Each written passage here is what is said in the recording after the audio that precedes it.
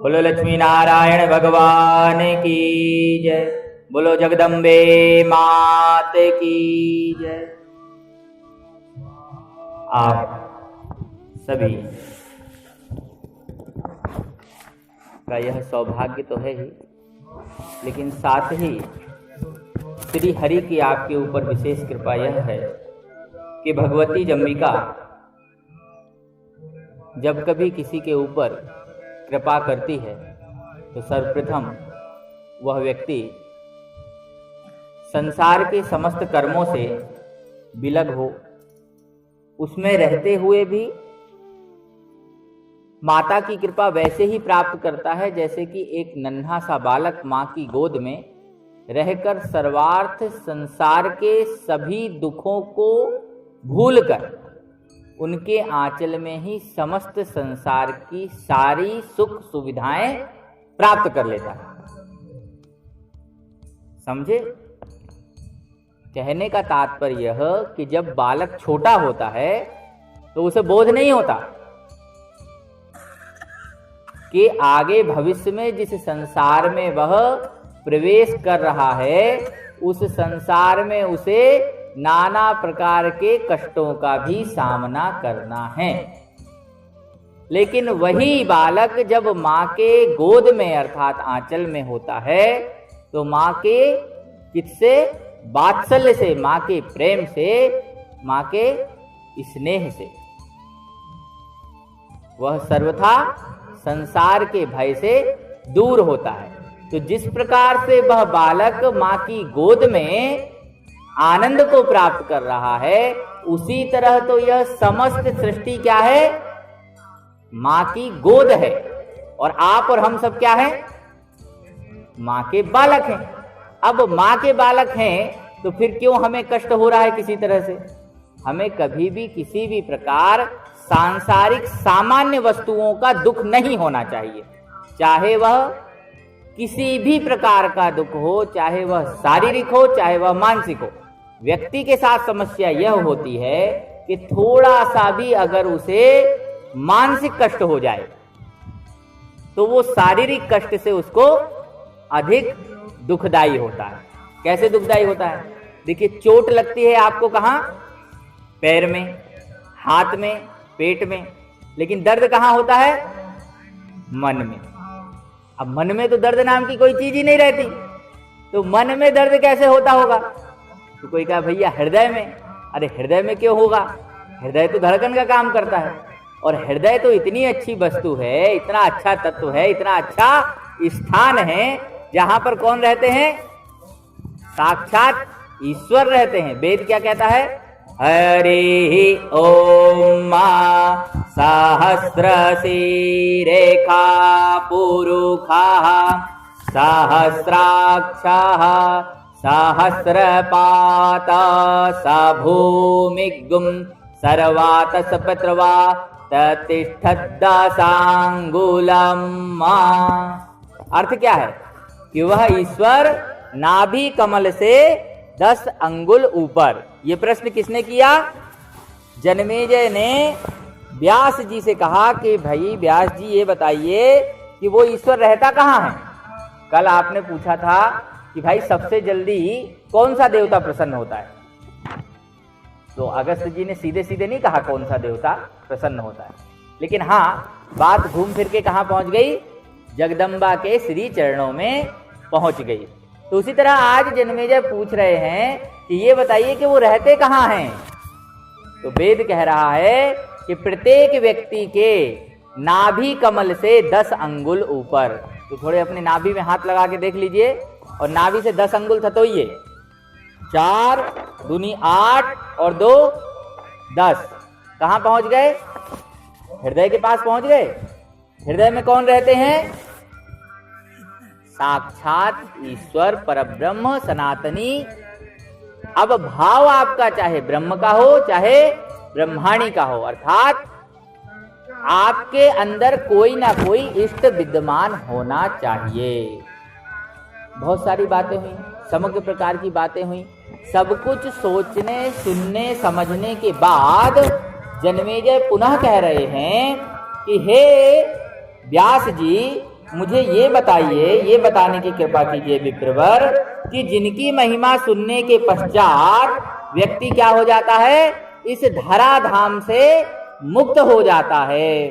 तो ऐसी जगदम्बा का कोई ऐसा चरित्र मुझे सुनाइए जिस चरित्र के माध्यम से हम क्या कर सकें, उनकी अहोत की कृपा जो है, अम्बे रानी की, जगदम्बे रानी की जो कृपा है, उसे बिना किसी प्रयत्न के प्राप्त कर सके। क्योंकि ये कर्मों की गति जो है वो क्या है, बहुत ग्रहण है, बहुत गहन है। कर्मों की गति कोई नहीं जान सकता।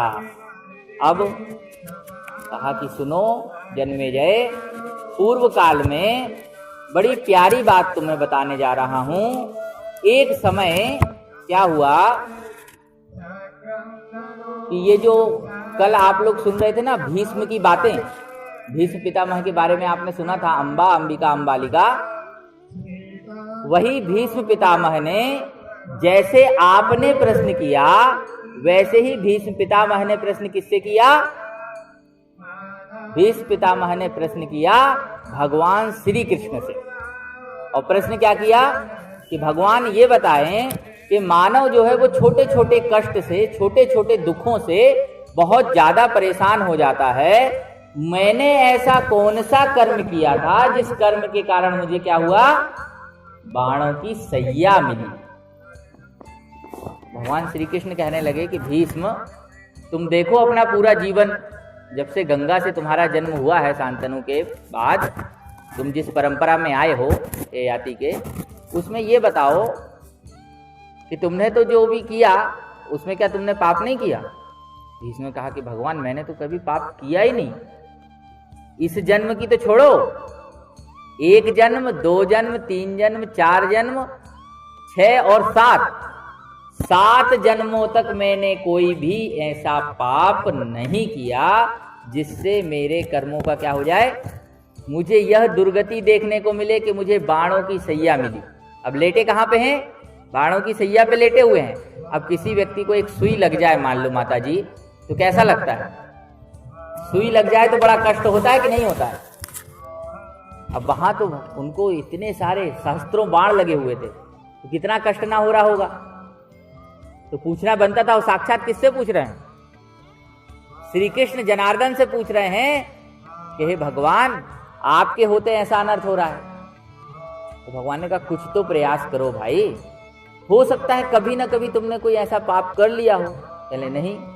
भगवान ने एक बार और याद दिलाया, कहे नहीं। कहने लगे आप ऐसा तो नहीं ये कह रहे हो कि मैंने ब्रह्मचारी होके उन 3 स्त्रियों का हरण किया, तो वो तो मैंने प्रतिनिधि बन के किया, दूत को कोई पाप होता नहीं। जैसे आपकी सेना कहाँ पे लगी हुई है, आपके पूरे भारतवर्ष के बॉर्डर पे लगी हुई है। अब जहां पर लगी हुई है वहां पे सेना के द्वारा अगर किसी व्यक्ति की हत्या हो जाए जो देश पर आक्रमण कर रहा हो, तो उसे आप हत्या कहेंगे, उसे क्या कहेंगे आप, कि इसने देश की रक्षा की। तो इसी तरह से कहा कि वो तो मैं दूत बन के गया था, विचित्रवीर और चित्रांगद तो पहले ही निकल गए, तो वहां तो मुझे कोई पाप लगा नहीं। अच्छा और याद कर लो, पूरी शक्ति लगाकर भीष्म पितामह ने, उस समय तक उन्हें पितामह कहने लगे थे, पहले वो भीष्म थे, फिर उन्हें आयु को देखते हुए सब लोग पितामह कहने लगे थे। जब पांडव वगैरह का जन्म हो गया तो देखा कि 100 वर्षों तक अपने तप से 100 वर्षों तक भीष्म पितामह ने कोई पाप नहीं किया था, और उसके बाद भी इतना कष्ट। अब जीव अपनी कितनी ही सामर्थ्य लगा ले, ज्यादा से ज्यादा कितना चलेगा, 1 जन्म 2 जन्म, इससे ज्यादा आपकी सामर्थ्य हमारी सामर्थ्य नहीं है। आत्मा क्या है, एक दिए की भांति है, और परब्रह्म कैसा समझ लो, अपनी बुद्धि में एक सूर्य की भांति। जबकि सूर्य से भी हजारों करोड़ों सूर्य को प्रकाश को इकट्ठा करोगे तो भी परमात्मा को नहीं पा पाओगे। तब भी समझने के लिए अपना एक दिया और ये एक सूर्य। तो भगवान ने क्या किया, अपना भी ये अनामिका उंगली है ना, आप देखते होंगे ब्राह्मण लोग क्या करते, जैसे कोई आता तो अनामिका उंगली कहाँ लगा देते, आपके यहाँ भ्रकुटी पे लगा देते हैं। क्यों लगा देते हैं, जिससे आपका आज्ञा चक्र जागृत हो जाए, जिससे आपकी बुद्धि क्या हो जाए, निर्मल हो जाए। बुद्धि का निर्मल होना ही कर्मों की सद्गति को प्राप्त करना है। अच्छा, भगवान ने जैसे ही अपनी अनामिका उंगली यहां रखी, तो क्या हुआ, भीष्म पितामह को पूरा का पूरा आगे पीछे का, कहां तक का, 100 जन्म से पहले 101 जन्म का कैसे दिखाई देने लगा, जैसा कि आपको चलचित्र में दिखाई देता है। चलचित्र मतलब दूरदर्शन वगैरह देखते होंगे आप, उस पे दिखाई देता है। एक शक्ति है जिसका नाम है ऋतंभरा।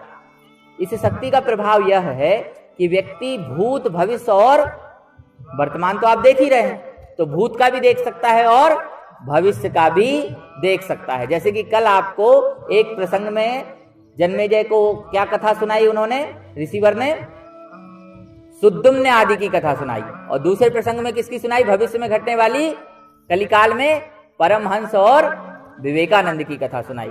तो ये ऋतंभरा शक्ति का प्रभाव होता है। तो जैसे ही उन्होंने देखा तो 101 जन्म पूर्व भीष्म पितामह क्या थे, विश्वजित नाम के एक राजा थे।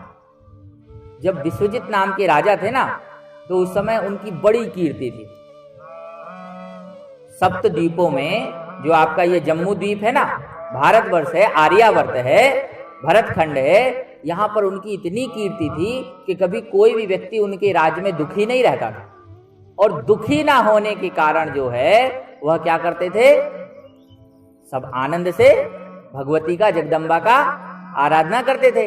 और राजा जो होते हैं, क्षत्रिय जो होते हैं, इनके साथ परम विशेषता क्या होती है, ये सब दुर्गा के साधक होते हैं, अम्बे रानी के सब साधक होते हैं, जगदम्बिका के सब साधक होते हैं। तो ये राजा जो थे, इन्होंने क्या किया, जब सेना और उनके जो प्रजा थी ये बड़े आनंद का मंगल मना रहे थे, तो प्रतिवर्ष इनके यहाँ एक वार्षिकोत्सव होता था। और उस वार्षिकोत्सव में क्या करते थे ये लोग, जो है एक खेल खेलते थे। बड़ा सुंदर खेल था, जैसे आप लोग ने भी देखा होगा। आजकल सबसे ज्यादा प्रचलन में जो खेल है वह वास्तव में है तो नहीं भारत की परंपरा का। भारत की परंपरा का तो क्या है, कबड्डी हो गई, पहले गुल्ली डंडा वगैरह भी खेलते थे, और भी बहुत सारे खेल थे। लेकिन आजकल लोगों पे सबका जादू काय चढ़ा है, क्रिकेट का, है ना। तो उस समय जो है एक भारत का एक और बहुत अच्छा खेल है जिसका नाम है हॉकी। कबड्डी के साथ क्या है, राष्ट्रीय खेल हॉकी। तो ये जो खेल खेला जाता था उस समय, जब भीष्म पितामह थे, आज से कितने वर्ष पूर्व, जब भगवान श्री कृष्ण आए थे 5500 साल पहले। और कितने के रहे होंगे भीष्म पितामह, 60-70 साल के, 100 साल के तो रहे ही होंगे। और 100 जन्म का मतलब कितना मान लो, एक जन्म की आयु कितनी होगी, कम से कम 70-80 वर्ष, 100 साल तो रही होगी। तो 100 जन्म की आयु जोड़ के कितनी हो गई है, 10,000 वर्ष वो हो गए। ऊपर गए होंगे और नीचे आए होंगे तो कितना टाइम लगा होगा, मतलब समझ लो 20-25 हजार साल पहले जब सृष्टि कैसी थी, हम सबकी कल्पना से परे थी। ये ऐसी रोडें नहीं हुआ करती थी। रोडें कैसे होती थी, कांच की रोडें हुआ करती थी। कैसी रोडें होती थी, रास्ते कैसे होते थे, कांच के। क्यों होते थे कांच के, कहीं देखा, सुना, पढ़ा, नहीं पढ़ा होगा अभी तक। कांच के रास्ते इसलिए हुआ करते थे उस युग में कि जब व्यक्ति पैदल चलता था या घोड़े से चलता था या कोई वाहन जैसे कि घुड़सवारी, उसके पीछे रथ लगा रहता था, या बैलगाड़ी, तो उन सब के माध्यम से कभी कोई जीव हिंसा ना हो। क्या ना हो, जीव हिंसा। अब आप गाड़ी से चल रहे हैं, 100 की स्पीड में चल रहे हैं, 80 की स्पीड में चल रहे हैं, आपको क्या पता किसका एक्सीडेंट होने वाला है। ये तो आमने सामने जो छोटे मोटे जानवर आपको दिखाई दे रहे हैं, ये तो आए दिन आपसे ट्रक से, बस से हो ही जाते हैं। लेकिन छोटी छोटी चींटियां हैं, मच्छर हैं, ये तो आपके दृष्टि में दृष्टिगोचर नहीं होते। तो उस समय की व्यवस्था विश्वजीत के समय में क्या थी, रास्ते जो हैं वो कांच के हुआ करते थे कि भूल के भी कभी किसी चींटी की हत्या ना हो। अहिंसा परमो धर्मः, धर्म हिंसा तथैव च। कांच की रोडें हुआ करती थी महाराज। अब हुआ क्या, विशेष बात सुनिए। हुआ ये कि जब आयोजन हुआ खेल का, तो बहुत सारी जगह जगह से, प्रत्येक प्रदेश से, प्रत्येक राजा ने अपनी क्या बोली, एक अपना दल भेजा उस खेल में भाग लेने के लिए कि जो भी व्यक्ति प्रथम आएगा उसे क्या किया जाएगा, राष्ट्र में सबसे बड़ा सम्मान प्राप्त होगा। अब वो खेल बड़ा विचित्र था महाराज।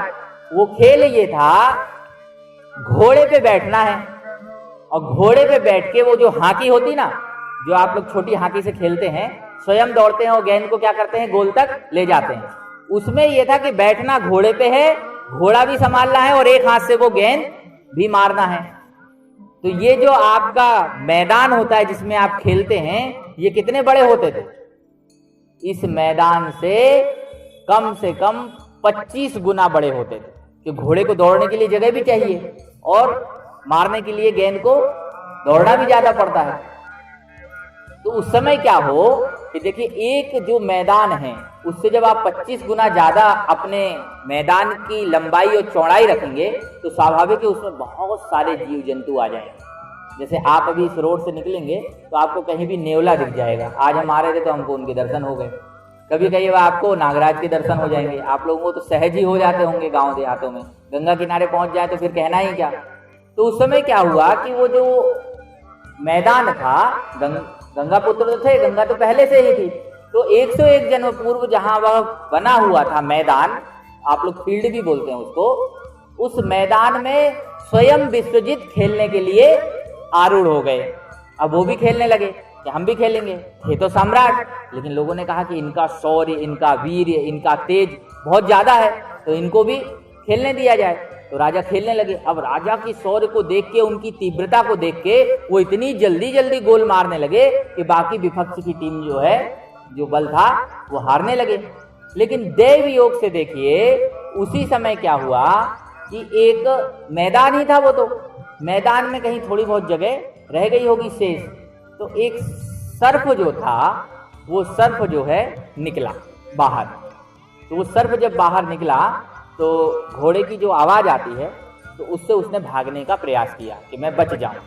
लेकिन हुआ क्या कि थोड़े देर पहले ही उस सर्प ने क्या खाया था, एक चूहे को खाया था। तो सांप या अजगर कुछ खा ले तो खाने के बाद क्या होता है, गति जो है उनकी दौड़ नहीं पाते, वो वहीं सुस्त हो जाते जब तक वो पच ना जाए, दौड़ते बनाना। अब राजा ने बड़ी दूर से देख लिया कि अरे वो सर्प जो है कहीं घोड़े के ताबुक के नीचे, टापों के नीचे ना आ जाए, तो आने से क्या होगा, इसका मृत्यु हो जाएगी। तो कहा कि ऐसा करो भाई, वो जो लंबी हाँकी थी जिससे गेंद को फेंकते थे, उसी हाँकी से राजा दौड़ते दौड़ते गए और सांप को क्या किया उन्होंने, ऐसे करके जोर से उछाल दिया। उछाल के उन्होंने ये सोचा कि इसको मैदान के बाहर फेंक देंगे तो क्या होगा, इसकी जीवन बच जाएगा। मन में इच्छा क्या थी, जीवन बचाने की, लेकिन हो गया देव योग से क्या कार्य उल्टा। वो नाग जैसे ही गया तो वो जाके कहां भिड़ गया, कटीली झाड़ियों में। जैसे आपके खेतों के खलिहानों के रक्षा के लिए, जानवरों के प्रवेश के लिए आप क्या लगा देते हैं, बबूल के झाड़ लगा देते, कांटों के झाड़ लगा देते। अब वो नाग जो है जाके क्या हुआ, जैसे ही थड़थड़ा के भिड़ गया। अब उसके कोई हाथ पांव तो होते नहीं कि एक कांटा ऐसे निकाल ले या किसी को आवाज लगा दे कि भैया आओ मेरे को कांटा लग गया। आपके पैर में एक कांटा लग जाता कितना दर्द होता है। तो ये बड़ी विचित्र बात थी। तो वहां पे जो है, जो सर्प होता है वो 6-6 महीने बिना खाए रह जाता है। कितने दिन तक रह जाता है, 6 महीने बिल में ऐसे ही रह जाता है। अब तो उसने भोजन किया हुआ था तो 6 महीने और आयु बढ़ जाती उसकी। अब क्या हुआ, एक एक कांटे से एक एक बूंद जो खून की है वो टप टप टप करते गिरती रही। एक दिन बीता, महीना बीता, 2 महीना बीता, ऐसे 6 महीने हो गए और 6 महीने बाद जाकर के उसके प्राण पखेरु उड़ गए। अब जैसे ही जो अनामिका उंगली रखी थी श्री कृष्ण ने इनके भीष्म पितामह के, वो आंखें क्या हुई, खुल गई और फटी की फटी रह गई। कहले भगवान बड़ा अनर्थ हो गया, 101 जन्म पूर्व किया हुआ पाप और भोगना कब पड़ रहा है, आज आपके समक्ष।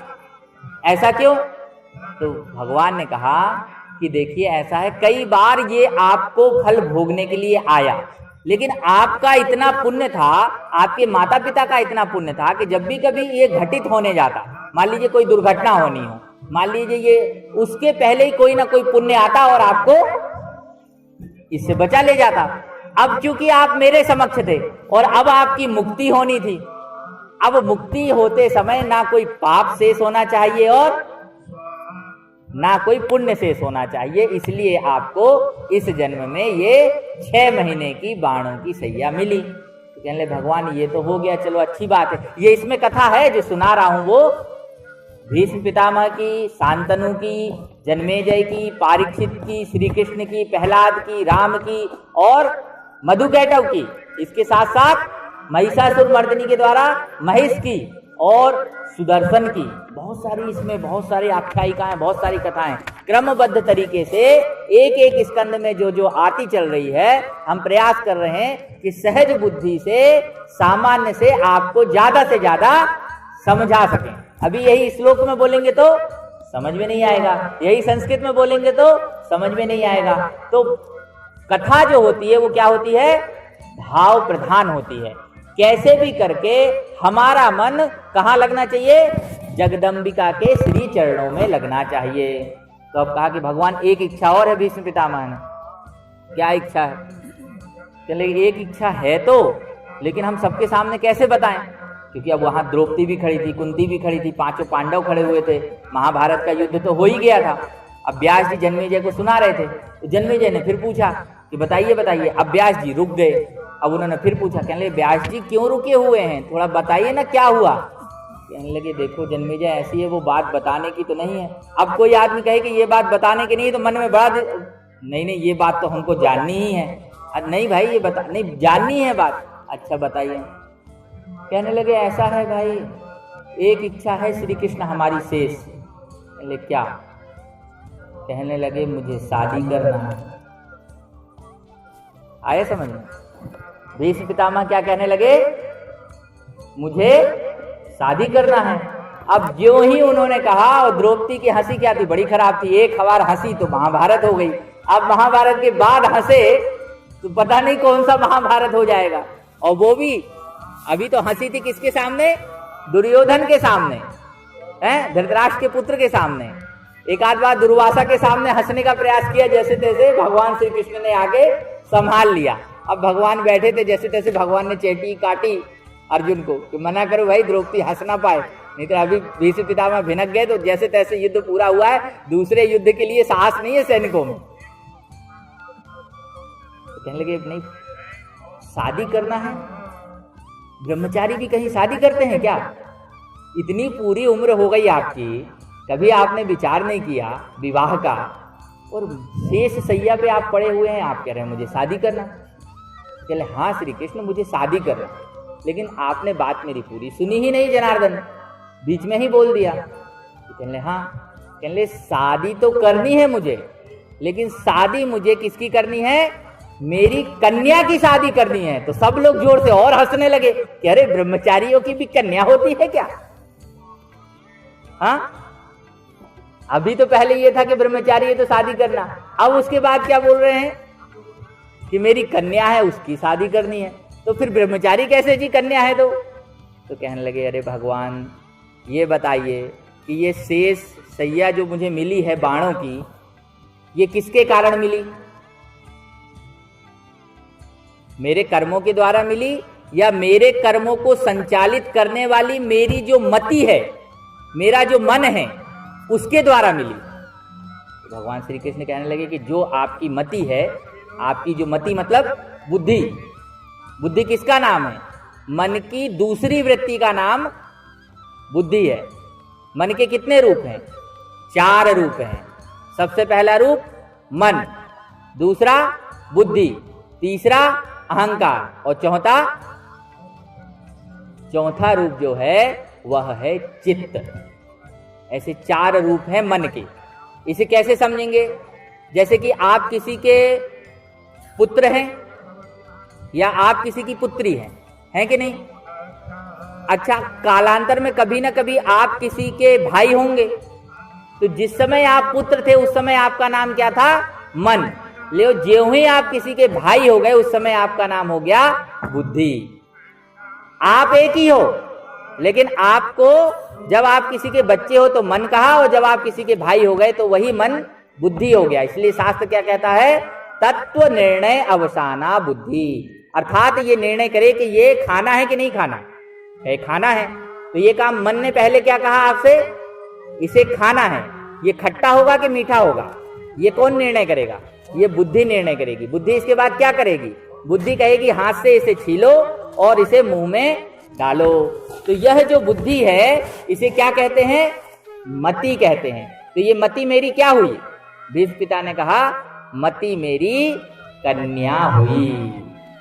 मेरी मति रूपी जो कन्या है, हे जनार्दन, ये मेरी कन्या जगदम्बा की कृपा से, अब उसका वर्ण कौन कर सकता है? या तो शिव कर सकते हैं, या तो कृष्ण कर सकते हैं, या तो राम कर सकते हैं, या तो विष्णु कर सकते हैं, या ब्रह्मा कर सकते हैं। तो मेरी ये जो मति है, ये मति अन्यत्र कहीं पर ना जाए, और ये जो है आपसे मैं इसका विवाह करना चाहता हूं, मतलब आपको समर्पित करना चाहता हूं। बोलिए बांके बिहारी लाल की।